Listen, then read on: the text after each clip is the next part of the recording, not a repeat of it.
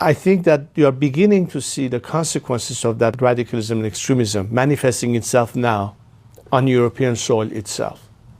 That level of extremism, of radical Islam, is beginning to be felt in Europe. And I warned the Europeans many, many years ago that it would eventually end in your own backyard. I remember a conversation I had with a member of the House of Lords in the early 80s.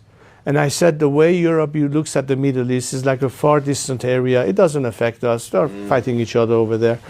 And I remember telling him, this is probably 1982, that one of these days it's going to be in your own backyard. And guess what? It is now in your own backyard. And unfortunately, there's a certain angle of thinking here, mostly the leftists. The minute you say that, they say, oh, you're Islamophobic.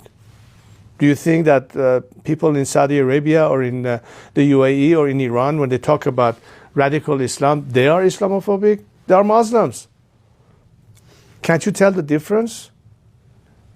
And when you call something for what it is, you've been accused of painting them the wrong way. That's the kind of hypocrisy and double standard that exists. But the reality is that, yes, the Muslim Brotherhood or the Islamic regime are fomenting extremism, radicalism, hatred, bigotry, and discrimination. That's the essence of their ideology. Well, you know, I would hate to see a scenario whereby we will settle for things have to get worse before they start getting better. In that light, let's say, for instance, that you are one of these Western countries. I will use one example specifically only because there's a reason I'm bringing this up. Belgium, let's say.